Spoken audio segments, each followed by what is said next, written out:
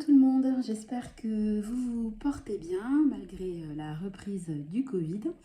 Soyons positifs. Je vous retrouve aujourd'hui comme promis pour faire ma petite vidéo du mercredi. On va faire ensemble un point sur mon budget alimentation, sur les autres dépenses que j'ai effectuées au début du mois d'avril, en profiter pour remplir mes fameux défis des 2 euros et des 1 euro, ainsi que le défi des jours fériés. Je voulais faire avec vous un petit point sur... vous savez, je vous ai parlé dans la dernière vidéo du fait que j'avais fait une vidéo où je me mettais des objectifs pour 2022. Donc comme on a fini le premier trimestre, je voulais faire un petit point rapide là-dessus. Et puis enfin lever le voile sur la fameuse épargne mystère dont je vous parle depuis quelques semaines. Excusez-moi, je suis essoufflée. Alors on est parti. Donc on va commencer par mes suivis hebdomadaires comme d'habitude. Donc au niveau des autres dépenses. Donc, vous savez quoi, je vais sortir le tracker, ça ira. Ce sera plus simple. Voilà, on va faire comme ça. Clac. Désolée pour le bruit. Donc, concernant les autres dépenses. Donc, moi, en avril, je me suis donné un budget de 250 euros. Qu'est-ce que j'ai fait? Donc, j'ai fait une commande auprès d'Amazon. J'en ai eu pour 67 euros et 4 centimes. C'était une commande nécessaire. Donc là, j'avais pas le choix. Il me fallait absolument des sacs pour notre aspirateur. Donc je les trouve que sur Amazon parce que c'est un vieil aspirateur. On a un aspirateur robot et puis un aspirateur classique dont on sert typiquement pour aspirer la voiture. L'aspirateur est vieux, donc je trouve le modèle des sacs la référence que sur Amazon. J'avais besoin de piles aussi également. Je voulais du film occultant pour masquer les fenêtres de ma cuisine. Et puis il me fallait absolument un collier pour le chien, anti-puce, anti-tique, parce que le printemps est là, malgré le temps pourri en ce moment, et j'en avais besoin. Donc voilà, j'ai passé également une commande chez AliExpress. Donc je vous en ai parlé la dernière fois, je me suis auto-commandé mes cadeaux de fête des mères, donc j'ai anticipé parce que AliExpress, ça peut être qui tout double, vous pouvez recevoir vos commandes en 10 jours comme en 6 semaines, donc je les ai dès le 1er avril, vous voyez, j'ai passé la commande. Et puis j'ai également passé la commande pour le concours, puisqu'on a atteint largement les 500 abonnés. Donc voilà, donc j'ai commandé des petits cadeaux que j'offrirai à la ou au gagnant. Voilà, donc là j'en ai eu pour un total de 39,98 €. Et puis il a fallu que j'aille au laboratoire ce matin et tout n'était pas pris en charge, donc j'ai eu un reste à payer de 3 euros. Donc je vais envoyer la facture à ma mutuelle. Je ne sais pas si ils vont me rembourser. Donc voilà, je prendrai peut-être les 3 euros sur mon épargne pharmacie, mais enfin ça ne change pas grand-chose à mon budget mensuel. Donc à aujourd'hui, j'ai un reste sur mon compte autres dépenses d'un tout petit peu moins de 140 euros. Voilà, donc en tout cas, ce que j'avais prévu d'acheter pour avril, je l'ai fait. Donc à suivre. Espérons qu'on tienne le budget, en sachant quand même qu'il y a les vacances scolaires qui approchent. Donc on va croiser les doigts. Voilà, donc au niveau, ensuite, je vais poser ça là, de l'alimentation. J'ai fait mes courses au drive comme d'habitude le mardi. Je me suis donné 450 euros de budget et j'en ai eu pour 106 euros et 6 centimes. Donc il me reste aujourd'hui 343 euros et 94 centimes. Au niveau de l'alimentation, des goûters, hein, j'avais anticipé pour Pâques. Je parle doucement parce que j'ai mon grand qui est dans les parages.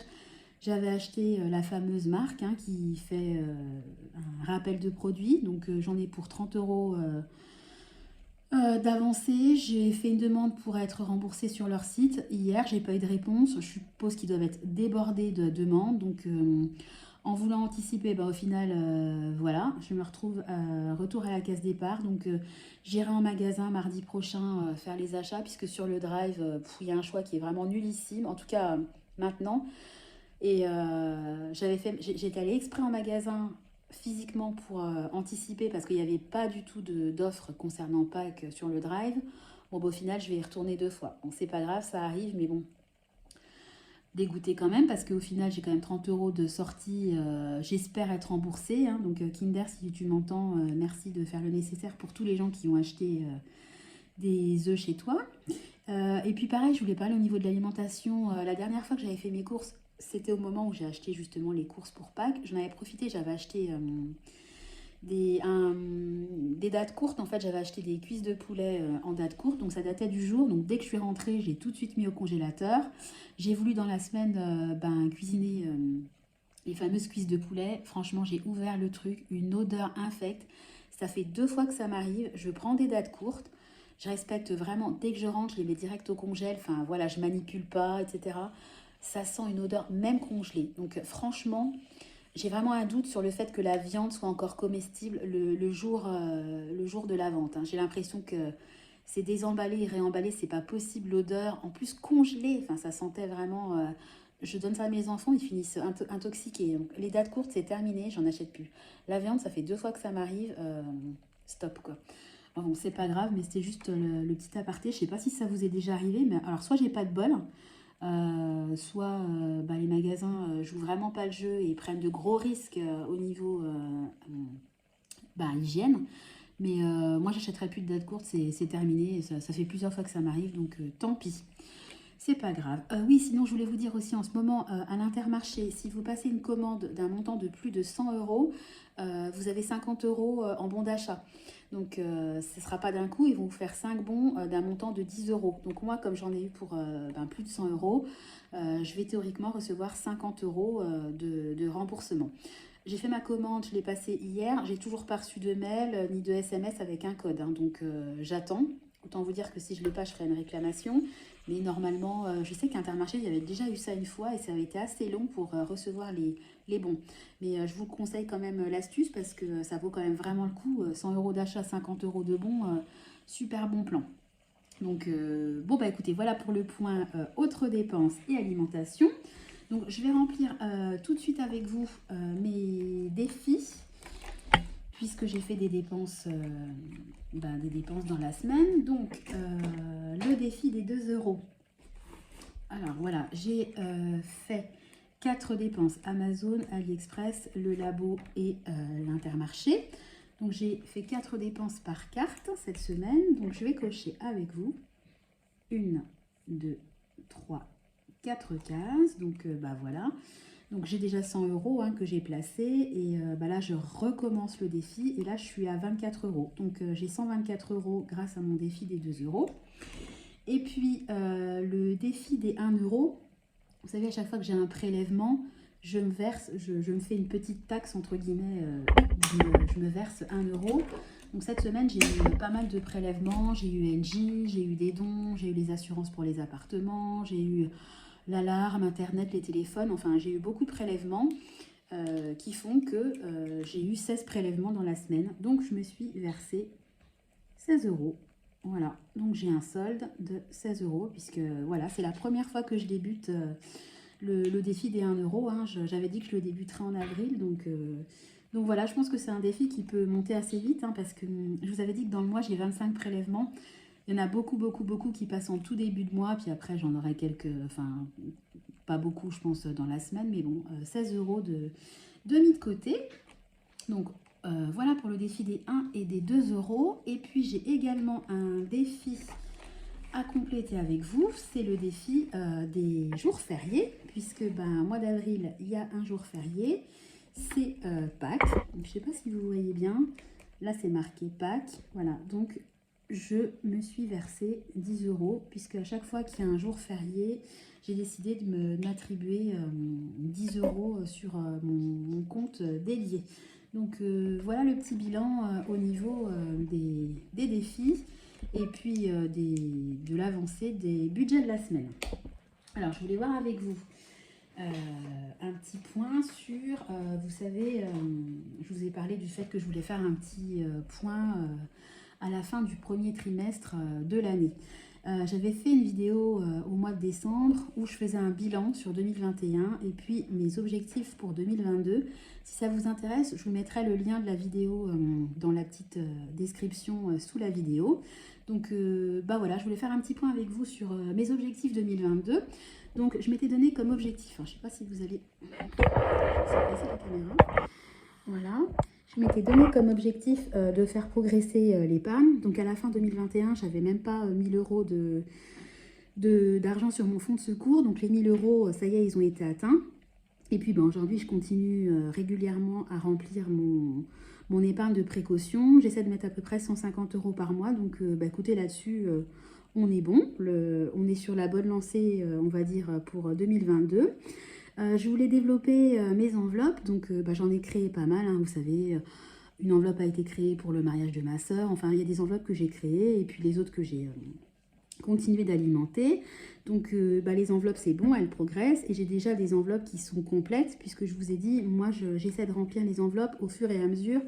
Je ne mets pas 10, 15, 20 € par enveloppe. J'essaie vraiment, dès que je peux, de compléter en totalité une enveloppe. Comme ça, je vous dis n'importe quoi, je me mets un objectif de 200 € pour mon enveloppe vétérinaire. Dès que je peux, je mets les 200 € sur l'enveloppe et hop, l'enveloppe, je n'en parle plus. Elle est là et je m'en sers si besoin. Donc ça, ben, écoutez, ça, pour l'instant, ça progresse bien. Ben, les défis, donc j'ai fait un petit point sur les défis. Il y a des défis que j'ai abandonnés, d'autres que j'ai créés. Donc le défi des 2 €, c'est une réussite, hein. Depuis le mois de janvier, à chaque fois que je fais une dépense en CB, je m'octroie 2 €. Franchement, le défi, il roule. Je m'étais donné comme défi également de faire le mois blanc en février avec des choses à acheter bien spécifiques. Pareil, ça a été une réussite. Et puis, ben, je me suis fait un nouveau défi des 1 € il y a peu de temps. Donc, je pense que celui-là, à mon avis, il va perdurer. Et puis, je continue toujours évidemment mon défi des jours fériés, celui des 52 semaines. Et puis, lequel 52 semaines. Et puis, oh, il y en a un autre. Enfin, bon, de toute façon, la semaine prochaine, je ferai un point avec vous sur les défis parce que j'ai réfléchi sur l'attribution de l'argent que j'allais récolter grâce à ces défis-là et je vous en parlerai la semaine prochaine. Donc bon, bah, les défis, ça se poursuit, ça va bien. Donc ça, c'était au niveau, comment dire, financier. Et puis j'avais également des défis perso. Donc je voulais continuer à perdre du poids. J'avais commencé à faire des repas à thème hebdomadaires. Donc une fois par semaine, je faisais un repas sur le thème italien, un repas marocain, un repas américain. Bon, celui-là, fiasco total. Je vous avoue qu'avant de reprendre mes objectifs 2022, je ne m'en rappelais même plus. Donc celui-là, je pense que si j'arrive à faire un repas mensuel avec un thème, ça sera bien. Mais honnêtement, j'y crois pas trop. J'avais mis moi, en fait, je voulais ne plus agir en fonction de ce que pensent les autres et puis vraiment me concentrer et puis assumer mes choix. J'y travaille, je suis en bonne voie, donc je me suis mis un petit smiley qui sourit. Je voulais travailler aussi sur la sérénité au niveau de la famille, voilà, éviter les cris, etc. en famille. Bon, ça progresse, mais on peut mieux faire. On peut toujours s'améliorer. Alors d'ailleurs, à ce sujet-là, j'ai retrouvé un livre que moi j'avais vraiment adoré. C'était quand mon grand faisait sa crise des 2 ans et on avait du mal à gérer. Donc j'avais acheté ce livre d'Isabelle Filiosa. J'ai tout essayé, c'est hors budget, hein, mais vraiment je souhaitais en parler parce qu'il est génial. Il est super bien fait. Parce qu'en fait, à chaque fois qu'elle vous explique, qu'elle vous parle d'une situation, par exemple, je sais pas, le fait que l'enfant dise toujours non, qu'il fasse des crises dans le magasin, qu'il vous dise qu'il a faim alors qu'il est 10 h du matin, etc. À chaque fois, c'est sous forme de petits dessins et vous avez la solution. Elle se met vraiment à la place de l'enfant et ça nous permet de réfléchir, nous, en tant que parents, au lieu de dire à l'enfant tu veux toujours tout de suite, attends. Elle trouve une manière en fait de faire patienter l'enfant sans créer de frustration ni de cris tout simplement à la maison. Donc je vais le relire prochainement parce que le deuxième, ça y est, il est dans sa crise des 2 ans. Donc je pense qu'une petite piqûre de rappel me fera le plus grand bien. Donc écoutez, tout ça pour dire que je travaille, on travaille tous à améliorer la sérénité au sein de la famille. Et puis j'avais mis YouTube, en fait c'était tout simplement essayer de développer ma chaîne. Donc là je me suis mis un petit smiley qui sourit puisque la chaîne elle se développe, que voilà, je vous disais que j'ai atteint les 500 abonnés, donc ça fait super plaisir encore une fois, merci beaucoup. Donc voilà, je vais essayer vraiment de faire régulièrement des vidéos, je pense 2 par semaine. J'ai même pensé à me faire un calendrier avec des idées en fait de vidéos ou comment dire, un espèce comment dire, une régularité dans les vidéos. Je vous ferai la vidéo du mercredi sur tel sujet, la vidéo de fin de semaine sur tel sujet. Il y aurait une espèce de récurrence qui fait que ça serait plus facile peut-être pour les abonnés de se retrouver au lieu qu'il y ait des vidéos comme ça qui est ni queue ni... Enfin, qu'il n'y ait pas de suivi, comment dire, il n'y a pas de ligne directrice dans mes vidéos, donc je vais réfléchir là-dessus. Donc YouTube, écoutez, je suis très contente. Donc comme je vous disais, j'attends de recevoir les colis AliExpress. Bon, il y en a qui sont toujours pas partis, malgré que j'ai passé la commande le premier. Hein, donc ça viendra, je pense que ça sera assez long parce que voilà, j'ai plusieurs articles, donc ils vont à tous les coups, pas tous arriver en même temps. Mais bon, en tout cas, tout a été commandé. Donc voilà le petit point du trimestre. Et puis, ça y est, j'en viens à vous parler du la fameuse épargne mystère. On s'était donné comme objectif avec mon chéri d'atteindre 300 € pour le début de l'été. En fait, on l'a augmenté, on s'est dit que 500 € ça serait pas mal. Voilà, donc à fin mars, j'avais versé 100 € puisque j'avais un reliquat qui me restait sur le compte. Donc je vais faire un versement également au mois d'avril qui ne saurait tarder. Donc il y a un lien aussi avec les objectifs personnels. En 2022, vous savez, je vous ai mis, sur mon cahier, il y avait marqué que je voulais perdre du poids. Et j'en ai pas parlé. Tout ça pourquoi? Voilà aussi pourquoi je suis essoufflée. J'ai pas perdu du poids, j'en ai pris. Puisque, voilà, la révélation arrive. L'épargne est dédiée à un futur bébé. Et oui. Bah voilà, ça y est, c'est officiel. J'ai plus besoin de cacher maintenant. J'attends mon 3e bébé. Voilà, donc dimanche, j'en serai à 20 semaines d'aménorrhée.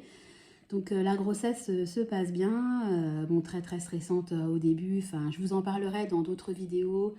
J'ai déjà prévu de vous faire des vidéos budget sur voilà, comment on va gérer les achats pour un 3e, le budget, le remaniement entre guillemets de nos comptes. Voilà, donc voilà la super nouvelle. On a appris ça juste après Noël. Voilà, donc ça y est, j'attends un petit bébé. Je vais essayer de vous montrer mon bidou. Je sais pas ce que ça va donner. Voilà. Et ben voilà, le petit bébé, il est là. Voilà le gros bidou. Voilà, voilà, avec la belle culotte de grossesse. Voilà, donc, hop là, clac. Et ben voilà, voilà la nouvelle du jour. Franchement, j'avoue, j'avais hâte de vous le dire. Mais comme on l'a annoncé que la semaine dernière à notre famille, j'avais surtout pas me griller, entre guillemets, en parlant sur ma chaîne YouTube. Voilà, écoutez, vous savez tout. Je vais arrêter la vidéo. Sinon, comme d'habitude, j'aurai plus de place sur mon téléphone. J'espère que la vidéo vous a plu. N'hésitez pas, si ça vous a plu, à commenter et puis à activer la petite cloche et à vous abonner pour recevoir les notifications dès que je posterai une nouvelle vidéo. Voilà, écoutez, j'arrête parce que là, j'ai plus de souffle. Je vous souhaite à tous une bonne journée. Je vous fais des gros bisous et puis je vous donne rendez-vous très prochainement, ce week-end, je pense, pour une nouvelle vidéo. À bientôt. Bye bye.